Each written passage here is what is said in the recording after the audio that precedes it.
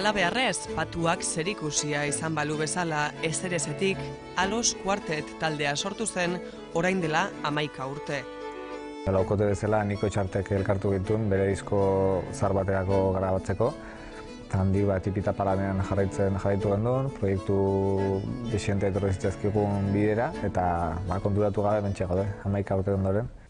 Niko Etxartek Minuet diskorako batu zuen laukotea eta ordutik geldiunerik gabeko bidaia baten murgilduta daude. Xabier Zeberio, Francisco Herrero, Lorena Núñez eta Pello Ramirez dira taldeko kide.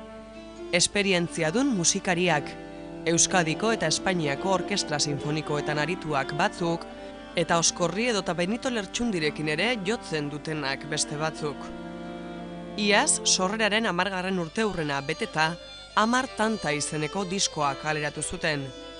Urte bakoitzagatik abesti bat, urte bakoitzagatik tanta bat. Diskoa izanik ere haien azken lan handia, bestelako proiektu eta kolaboraziorik ere ez zaie falta. Krisiak kulturan eragin handia izan duen honetan, ez dago taldea kexatzeko gixan. Ezin gara kexatu, gu nahiko suertedunak ustez gehala musika munduan.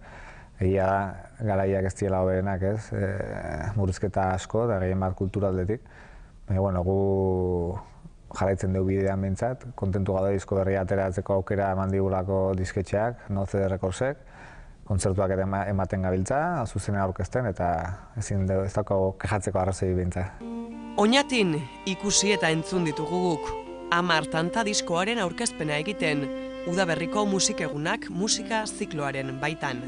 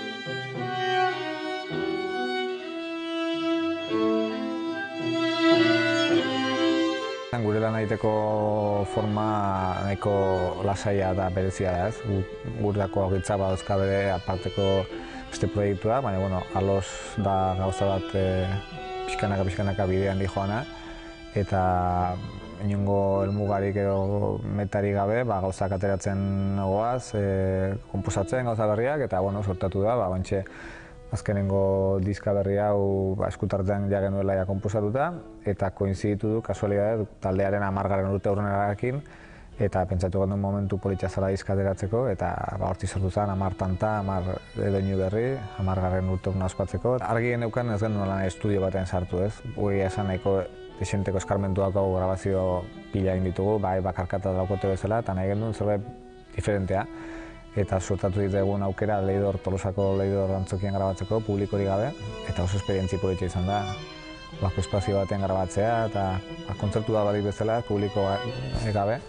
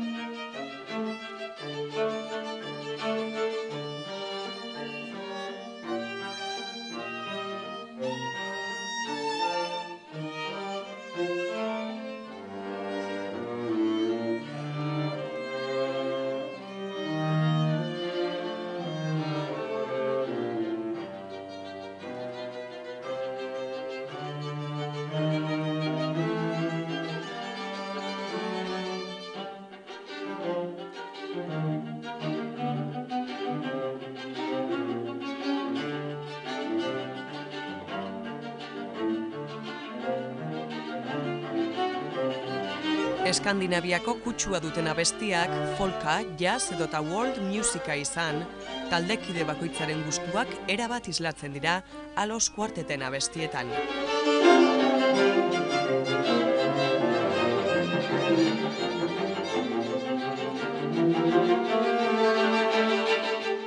Gure gustuak dira, ez? Gutako bakoitza badoka bere bizi musikala, ez? Eta bere bizipena dauzka, bere gustuak, eta guzti hori Aloseko repertorian islatuta gelditzen da, ez? Konposizioak egiterako garaian, guri gustatzen zaigun musika dudarik gabe, hor islatuta agertzen da, ez? Nik uste badala musika bat nahiko klasifikatzeko zaila, ez?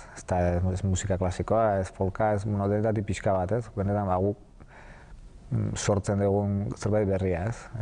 Etiketatzeko nahiko zaila agian, baina, uste iristen dana jendearen gana.